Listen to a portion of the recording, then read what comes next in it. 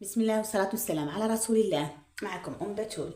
اليوم جيتكم بتحلية راح نحضرها مع بعض بالبيض المغلي. إن شاء الله راح تنال إعجابكم، ونتمنى إن شاء الله تجربوها، وخاصة في رمضان مفيدة وصحية 100%. عندنا 4 حبات بيض مغليين، غليتهم مليح. هنا عندي زوج تاع العرب، زوج شريتهم من عند الحانوت غليتهم. نحك طاس ندير 4 حبات تاع البيض تاوعي بهذا الشكل، مع كاس حليب تاع 220 مليلتر، مع 4 مغارف تاع العشاء كاكاو بني يكون نوعية جيدة،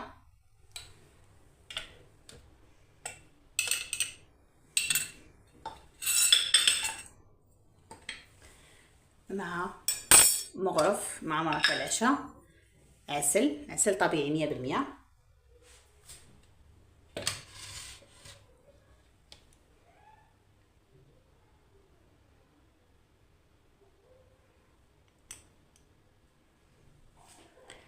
ولا ما كانش متوفر عندك العسل تقدري ديري الحسيله.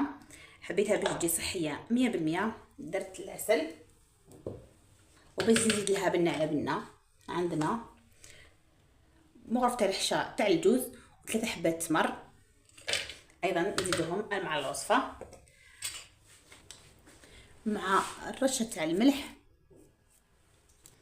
ومغرف معمره لافاني. هاد الوصفه مش راح تبان كامل باللي درنا لها البيض المغلي. نطحنوا كل شيء مع بعض.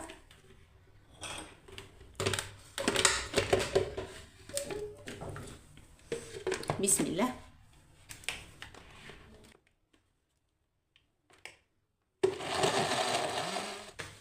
بعد ما طحناه ولا بهذا الشكل، نجيبوا لي فيغي اللي راح نديرو فيهم الكؤوس، ونفرغوا التحليه تاعنا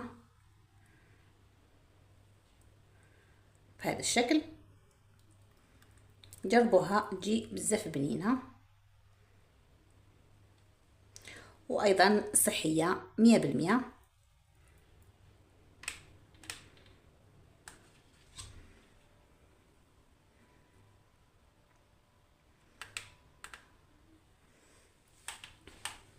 نديرها في الفريجيدير على الاقل 4 سوايع، والتزيين اختياري. ونشوفوها في صحن التقديم. ولحقنا نهايه الفيديو. هنا تزييني بقى اختياري، كانت عندي حبه تاع الكيوي شويه بنان وحبه تاع الفريز، زينت بها. والتحليه لهنا نتاعي خليتها 6 سوايع، جات ولا اروع. شهيتكم في الجنه ان شاء الله. توالم في رمضان، نتمنى تجربوها، صحيه 100%.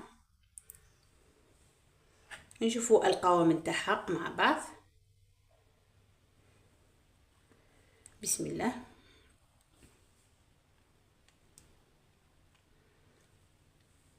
وتجي بزاف بنينه، على ضمانتي جربوها. بسم الله. بنه ولا اروع. برك ننصحكم الكاكاو، خيروا الكاكاو يكون نوعيه جيده، والبني ماشي الاسود، باش تجيك بنينه. ان شاء الله تجربوا الوصفه تاع اليوم. واذا عجبتكم الوصفه ما تنساوش تدعموا اختكم ام بتول بجيم، بارطاجيو الوصفه مع الاحباب والاصدقاء. وفي فيديو اخر ان شاء الله.